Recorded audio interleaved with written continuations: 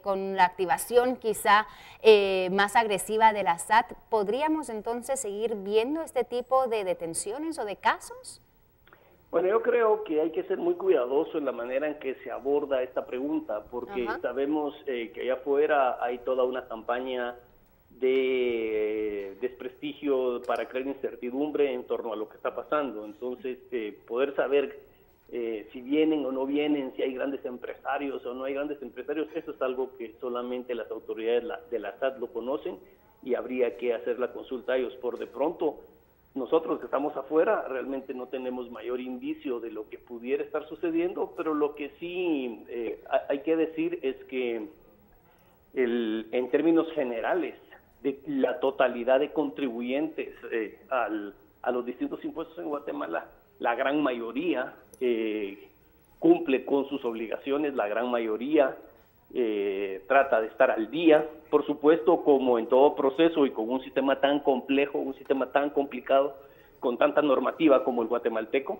También ocurre que muchos contribuyentes pues cometen faltas, cometen omisos y distintos tipos de acciones que no necesariamente conllevan dolo, no necesariamente conllevan unos montos tan grandes de defraudación tributaria. Entonces yo lo que creería es que no hay que meternos a un clima de cacería de brujas. La SAT tendrá los casos que ya tenga identificados, tendrá que proceder, pero en términos generales tal vez el mensaje, María Reina, que hay que tener claro y que los contribuyentes deberíamos tener claro que eso también es parte de un proceso en el cual gradualmente cada vez más se le aumentan las presiones, se le aumentan las cargas, se le aumentan las obligaciones a los contribuyentes guatemaltecos. Y en la medida que nosotros continuemos en estos procesos de reformas tributarias, adoptando sistemas tributarios cada vez más complejos, cada vez más difíciles de entender, cada vez más difíciles de cumplir, también vamos a tener de manera paralela un aumento de este tipo de casos por la sencilla razón de que no hay una persona que entienda a cabalidad de qué se trata el sistema tributario, son tan difíciles los procesos que la gente no los puede cumplir. Entonces, yo realmente recomendaría calma en ese sentido, pues tendrán los casos que tengan que venir, pero no creo yo que sea una cuestión en una gran escala donde vamos a ver cientos de empresarios que caen en este problema por una sencilla razón.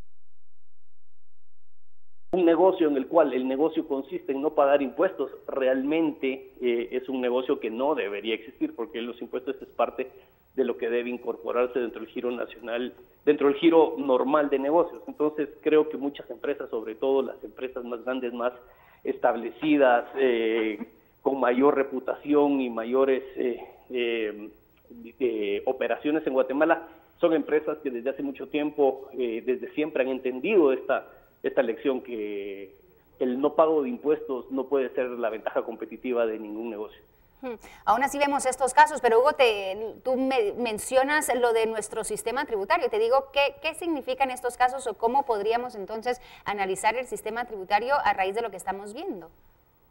Bueno, en estos casos, en algunos de ellos lo que hemos visto nosotros es un efecto de lo extendido y amplio de la economía informal. Realmente muchos negocios cuando hacen sus operaciones de todos los días rápidamente se topan con que tienen proveedores o ciertos giros de su negocio se informalizan, es decir, los canales de distribución son netamente informales porque quienes venden al consumidor no pagan IVA, no tienen factura, no están registrados, o muchas veces cuando le compran a sus proveedores, los proveedores son completamente informales, no tienen NIT, no tienen factura.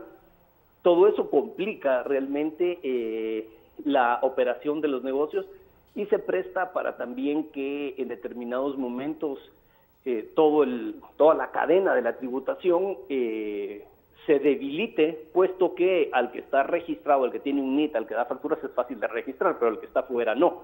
Entonces mucho de lo que hemos estado viendo nosotros en estos casos tiene relación con esto, con que muchas veces al informalizarse, ya sea hacia atrás con los proveedores o hacia adelante con las cadenas de distribución, se generan estos márgenes donde pueden haber desde malos entendidos hasta malas prácticas. Esto es una cuestión que nos da una señal acerca del tipo de reformas pendientes en Guatemala, que Una de ellas es realmente cómo formalizar tributariamente hablando a estas grandes cantidades de negocios, de empresas que siguen operando fuera del sistema tributario, fuera de la legalidad. Eso sería uno de los caminos de reforma importantísimos que habría que buscar. Pero el otro que también tienen que tener en cuenta los diputados, que tienen que tener en cuenta quienes toman las medidas de política económica, es que en la medida que los impuestos se convierten en impuestos más altos, impuestos más abusivos, que se llevan una porción cada vez más grande de los ingresos de las personas también tienen incentivos, aunque sea ilegal hacerlo, a tratar de reducir al mínimo el pago de los impuestos. Entonces, tasas altas, sistemas complicados, difíciles de entender, altamente discrecionales, provocan que los contribuyentes, ya sea por las vías legales o ilegales, intenten bajar la carga tributaria. Y por eso nosotros siempre hemos insistido en la necesidad de tener sistemas donde las bases de tributación sean amplias, es decir, muchos negocios, muchas personas, muchas transacciones siendo sujetas del impuesto y tasas bajas y mecanismos sencillos que el contribuyente pueda comprender. Eso en lugar de tasas abusivas, tasas altas y sistemas altamente complicados que al final de cuentas, como dije hace un momento, ya sea por las buenas, por las malas, provocan que los contribuyentes busquen mecanismos para evitar el pago. Claro. Entonces, ya para ir finalizando, Hugo, a tu criterio, estas detenciones o esta agresividad con la que mencionas está funcionando la SAT ahora, ¿provoca un impacto positivo en el país? Definitivamente, yo creo que el impacto que eso está dando es un impacto a todos los que pagamos impuestos en Guatemala, que tenemos que tener al día nuestras obligaciones tributarias, lo cual tendrá que tener un impacto sobre la recaudación, también facilitará la labor de quienes están hoy en la SAT. Y por supuesto, de cara a futuro, también deben mandar un mensaje claro que cuando se vuelva a hablar de reforma tributaria en Guatemala, todos los guatemaltecos, todos los contribuyentes debemos defender nuestros derechos y no debemos dejar que nos impongan todos estos sistemas altamente complicados, complejos, abusivos, sino hay que buscar aumentar la recaudación a través de la ampliación de la base tributaria y a través de sistemas que sean simples de entender, simples de operar y simples de pagar. Pero definitivamente el efecto de demostración es importante y esperemos que esto tenga un efecto positivo sobre aquellos que no estén cumpliendo con sus obligaciones de la mejor manera.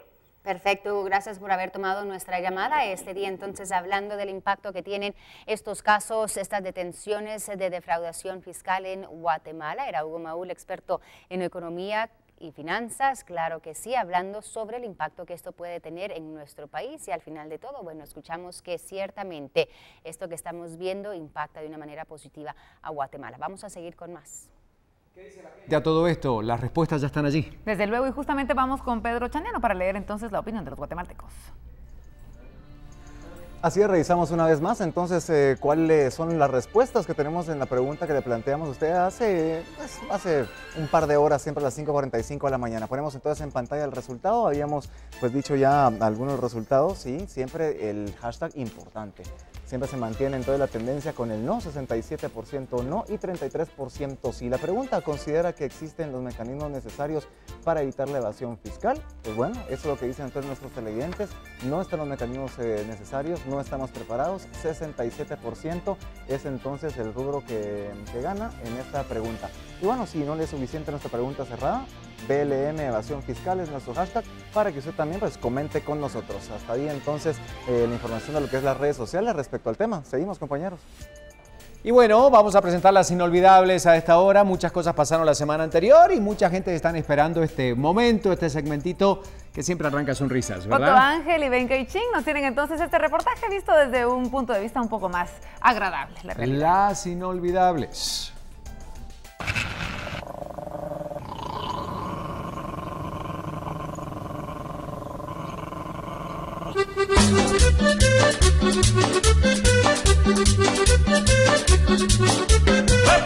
Semana de gente hipersensible. No se les puede decir nada. Que luego y se enojan. Ando de mala desde ayer. Semana de caprichos de los años 80. Me corrieron del trabajo y también choqué mi carro. Semana de aferrados. Y de abogado de otro tipo de aferrados. 3 días que me han pasado mil cosas. No aguanto pasó pues? Jimmy Morales hizo por fin su desfile militar. Pero la celebración se hizo en la Fuerza Aérea. Y eso como que molestó al presidente. Y se puso a defender a los soldados. Lo hecho está. Lo que ya sucedió, no lo podemos cambiar. Y había terminado de dar su discurso. Y ya lo estaban criticando. Esa gente que no tiene nada bueno que hacer. Todo es culpa de esos vividores. Algunas personas hagan de la industria del conflicto riqueza o daño, creo que no es lo correcto. ¿De cuáles?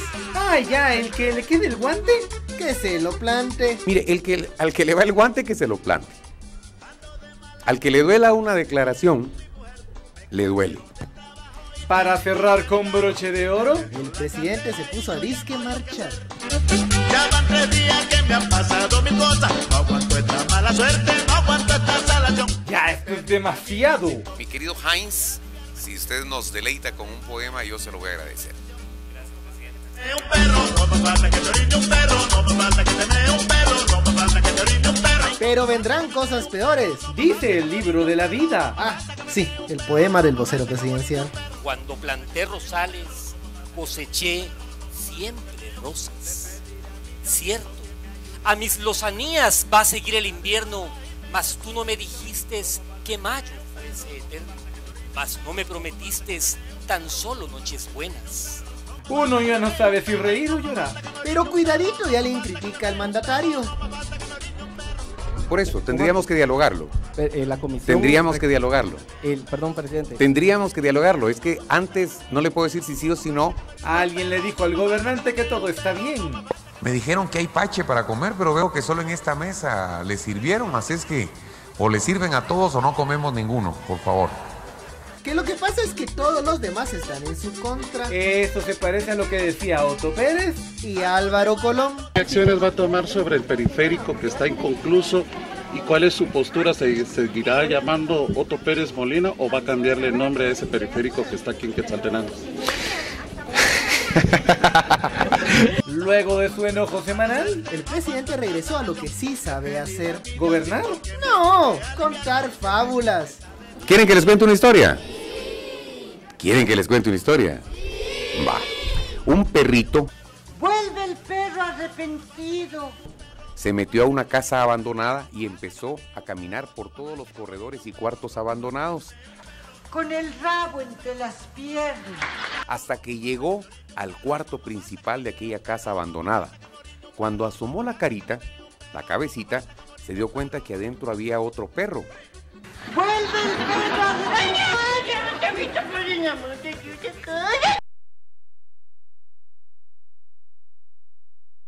14 veces. Ni aburrir niños. Esa es otra tarea que le sale muy bien. ¿A qué simpático? Dijo.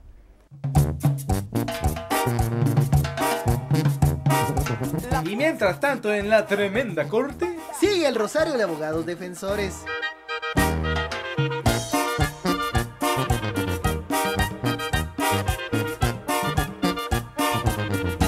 que Monzón es el malo, que todo es culpa del Partido Patriota, que la mujer de Monzón, que pobre Valdetti porque Monzón le engañaba.